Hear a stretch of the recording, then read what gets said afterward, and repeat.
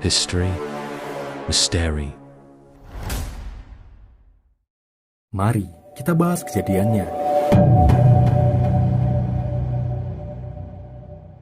Di desa Cibunar, Balapulang, Tegal, Jawa Tengah, Holidatun bertetangga dengan Imam Sobari.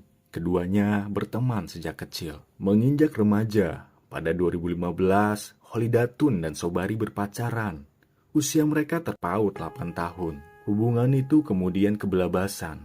Akibatnya, Holidatun hamil. Padahal saat itu usia masih 15 dan duduk di bangku SMP, sedangkan Imam berusia 20 tahunan. Orang tua Holidatun marah.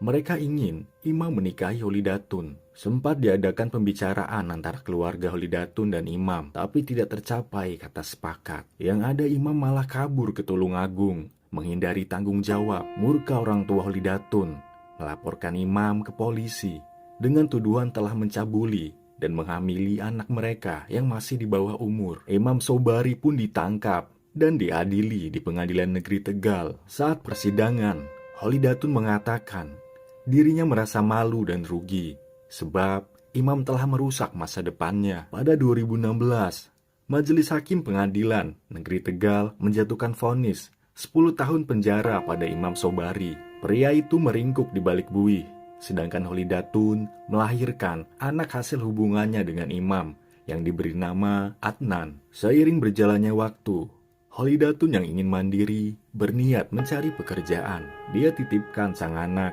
Adnan, pada orang tuanya, lalu pergi ke Semarang untuk bekerja di sebuah pabrik garmen. Sementara itu Imam masih menghitung hari di penjara, tapi dirinya cukup beruntung.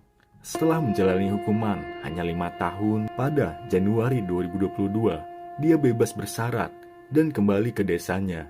Orang-orang desa terkesan, Imam sekarang berubah ya.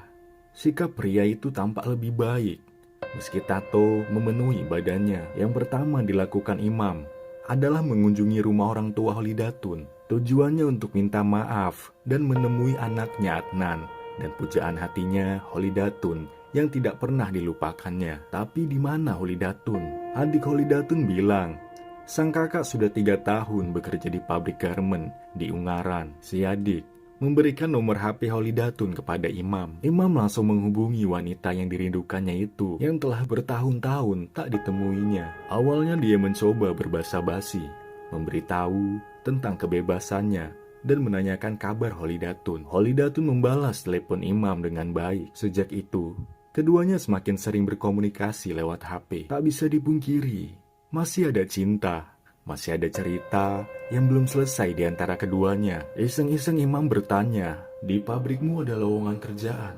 Holidatun menjawab, "Ada, tapi kamu harus bisa menjahit. Kalau mau kamu ambil kursus menjahit dulu sebelum melamar." Imam menuruti saran Holidatun. Dia pindah ke Ungaran dan kos di Karangjati, mengambil kursus menjahit agar bisa bekerja di pabrik garmen. Sejak tinggal satu kota, hubungan Imam dan Holidatun semakin mesra. Cinta yang pernah terputus terjalin kembali. Pada 9 Juni 2022, Holidatun mengajak Imam tinggal bareng satu kos di kawasan Jatijajar, Bergas. Tapi masalahnya mereka bukan suami istri.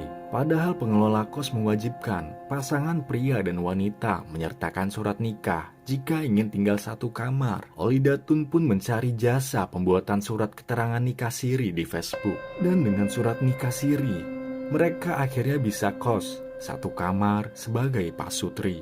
Tapi baru setengah bulan tinggal bersama, keduanya sudah sering cekcok. Holidatun jengkel melihat Imam yang tidak juga bekerja. "Kamu kapan kerjanya? Kok nggak nyari kerja? Kok kerjanya tidur-tiduran? Apa kamu tidak malu nganggur?" Holidatun mulai merasa Imam hanya memanfaatkan dirinya untuk menumpang hidup. Setiap hari sepulang kerja dari pabrik dalam kondisi letih, kekesalan Holidatun semakin meluap-luap. Dia mengomel panjang lebar tentang Imam yang pengangguran. Sesungguhnya perkataan Holidatun benar adanya, karena Imam memang tidak juga bekerja. Namun terkadang, jika fakta dibeberkan langsung pada seseorang, sakit rasanya. Dan itulah yang dirasakan Imam. Dia jadi kesal dan tersinggung terus-menerus ditegur Holidatun. Pada Sabtu malam 16 Juli 2022, Kembali pecah pertengkaran antara Imam dan Holidatun. Masalahnya sama, tentang Imam yang pengangguran. Holidatun yang marah, tiduran dengan posisi miring menghadap tembok sambil main HP membelakangi Imam. Imam berusaha membujuk agar mereka membicarakan hal itu, tapi Holidatun menolak dan tetap membelakanginya sambil main HP. "Aku tidak mau lagi mengurusimu," kata Holidatun. Kembali Imam mengajak Holidatun bicara, tapi wanita itu bungkam. Imam tersinggung. Dirinya tidak digubris sambil dikatai numpang hidup dan pengangguran. Amarahnya meledak. Dia cekik Holidatun. Wanita itu meronta-ronta dan sempat berteriak.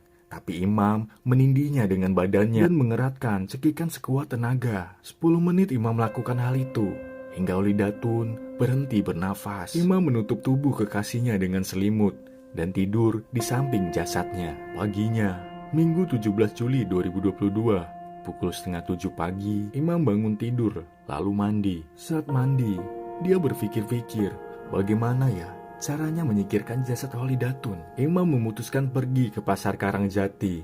Naik angkot, dia beli 1 pak plastik berisi 20 kantong plastik. Sekitar pukul 1 siang, pria itu kembali ke kamar kos dan menyeret jasad Holidatun ke kamar mandi. Dan dia mulai memotong-motong jasad Holidatun dengan pisau dapur, lalu memasukkannya ke dalam kantong plastik. Pukul 5 sore, dia kecapean dan beristirahat, keluar mencari makan dan ngopi di warung depan kos hingga pukul setengah 7 malam. Selanjutnya dia kembali ke kamar kos dan tidur. Pada Senin 18 Juli 2022, pukul 4 pagi, dia bangun dan membuang 3 kantong plastik berisi potongan di semak-semak di samping sebuah pabrik. Kemudian dia kembali ke kamar kos dan tiduran hingga pukul 7 pagi. Saat bangun, dia mulai mengotak-ngatik HP milik Holidatun. Karena HP dibuka dengan sensor sidik jari, maka Imam pun membawa HP tersebut ke kamar mandi. Di sana masih banyak potongan-potongan lainnya.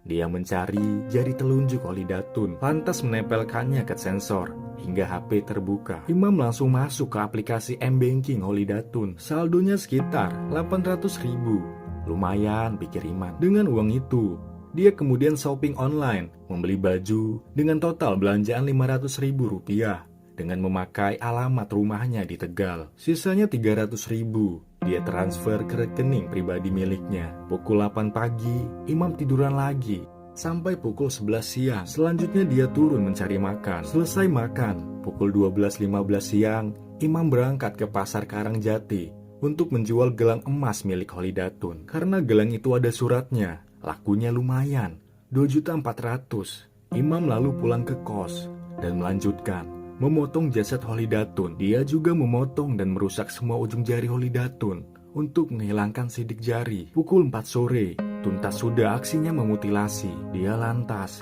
membersihkan kamar mandi yang penuh darah. Malamnya Imam membuang kantong plastik berisi potongan kepala ke sungai. Kemudian dia kembali lagi ke kamar kos untuk mengambil kantong plastik berisi potongan-potongan lainnya dan menenggelamkannya di sungai. Setelah itu dia kembali ke kos dan tidur pukul 11 malam. Esoknya Selasa, 19 Juli 2022, Imam bangun pukul 4 pagi. Dia memasukkan kantong plastik berisi 2 potongan tangan ke dalam ransel, lalu berjalan kaki ke arah desa Kalongan. Selama 3,5 jam, dia berjalan seraya menenteng pepotongan tangan dalam ransel, hingga akhirnya menemukan sebuah sungai dan membuangnya di sana. Selanjutnya pria itu menumpang ojek dan kembali ke tempat kos. Jam sudah menunjukkan pukul 8:30 pagi. Imam mandi, lalu mengambil HP Holidatun, kalung emas, dan pisau yang tadi dipakainya memutilasi jasad Holidatun. Pisau itu kemudian dibuangnya ke tempat sampah di tempat kos. Lalu Imam mengatakan pada pengelola kos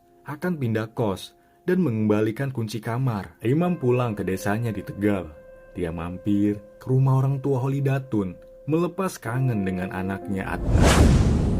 Bukannya mendapatkan ikan seperti hari-hari sebelumnya, pada pagi 24 Juli 2022, saat memancing, Sudadi malah menemukan potongan tangan manusia di tepi sungai. Warga lainnya juga menemukan potongan tubuh manusia. Hal tersebut segera dilaporkan kepada ketua RT yang kemudian melaporkan ke kepala desa yang langsung memanggil polisi. Kapolres Semarang langsung datang ke TKP bersama tim Inafis. Setelah ditelusuri lebih lanjut, ditemukan bagian tubuh lainnya di beberapa tempat yang dibungkus kantong plastik semua. Potongan tubuh ditemukan dalam 7 kantong plastik.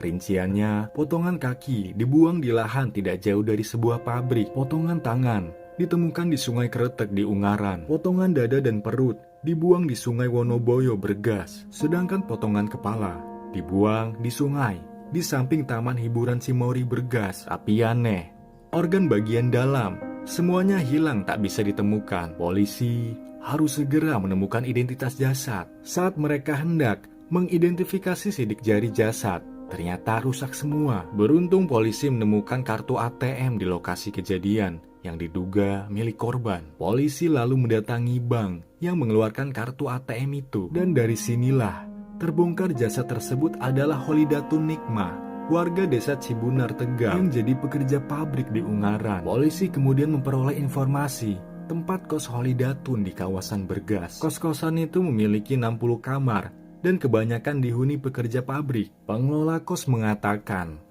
Holidatun tinggal bersama seorang pria bernama Imam Sobari. Mereka mengaku pasutri dan telah nikah secara siri. Namun setelah diperiksa polisi, surat nikah siri itu ternyata palsu. Menurut salah satu penyewa kos, pasangan Holidatun dan Imam hidup normal, tidak ada yang mencurigakan. Dia memang pernah mendengar keributan antara keduanya, juga suara tangisan, namun menganggap hal itu biasa dalam berumah tangga. Pengelola kos mengatakan, Imam pamit pindah ke tempat kos lain. Si pengelola tidak melihat hal mencurigakan, sebab saat mengecek kamar, kosong dan bersih.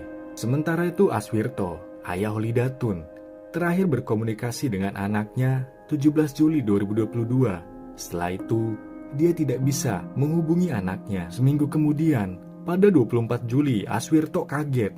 Tiba-tiba polisi mendatangi rumahnya dan mengajaknya berangkat ke Semarang. Ada apa? Tanya Aswirto, tapi polisi tidak menjelaskan. Setiba di Semarang, Aswirto dibawa ke rumah sakit Bayangkara. Di sana sampel darahnya diambil untuk keperluan tes DNA. Setelah itu, barulah polisi menjelaskan kepada Aswirto bahwa jasad anaknya Holidatun ditemukan di beberapa lokasi dalam kondisi terpotong-potong dibungkus kantong plastik. Betapa syoknya Aswirto saat polisi menanyakan tentang Imam Sobari yang kos bareng Holidatun. Aswirto menjelaskan, Imam residivis, mantan pacar Holidatun yang juga merupakan ayah anaknya. Polisi menduga Imam Sobari ada sangkut pautnya dengan tewasnya Holidatun, sebab dialah orang terakhir yang bersama wanita itu di kamar kos. Polisi pun memburu Imam dan berhasil meringkus pria itu di stasiun Kutoarjo, Purworejo. Imam tahu dirinya akan ditangkap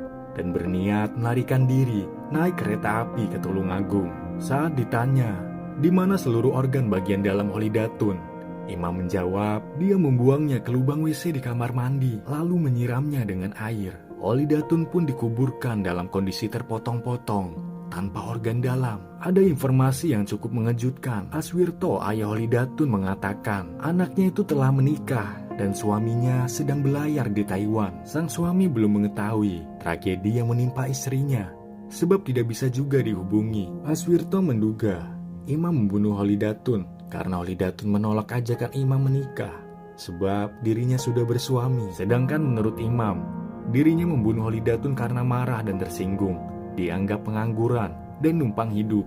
Refleks, sama sekali nggak ada rencana. Kalau ada rencana, dari dulu. Sama sekali nggak ada rencana. Benar-benar sontak saya marah karena dia ngata-ngatain saya, Pak. Ngatain saya pengangguran, numpang hidup, nggak mau nyari kerja. Padahal ya kan saya sudah ngelamar kerja, kesini, kerja kesana. Cuma kan saya jujur, badan saya kayak gini, banyak tato. Otomatis kan banyak yang nggak percaya, nggak diterima. Tapi dia setiap pulang kerja, pasti dia bahasnya ke situ. Masalah kerjaan terus, dia ngomong-ngomong. Saya numpang hidup lah, cuma ngerepotin dia lah. Jadi saya marah. Aswirto mengatakan, latar belakang Imam buruk sejak dulu. Di desanya, Imam dikenal seperti preman, suka berkelahi dan menganiaya orang. Aswirto dan warga ingin Imam Sobari dihukum mati. JPU menuntut hukuman mati. Namun Majelis Hakim Pengadilan Negeri Ungaran menjatuhkan vonis penjara seumur hidup kepada Imam Sobari. Tapi JPU tidak puas dan mengajukan banding. Nah, di tingkat banding, keinginan Aswirto, ayah Holidatun, terkabul. Hakim melihat tidak ada hal yang bisa meringankan Imam Sobari Pria itu pun divonis hukuman mati. Sungguh malang, sang anak Adnan Oktavianto harus kehilangan kedua orang tuanya. Demikianlah kisah kejadian kali ini. Sekian, terima kasih.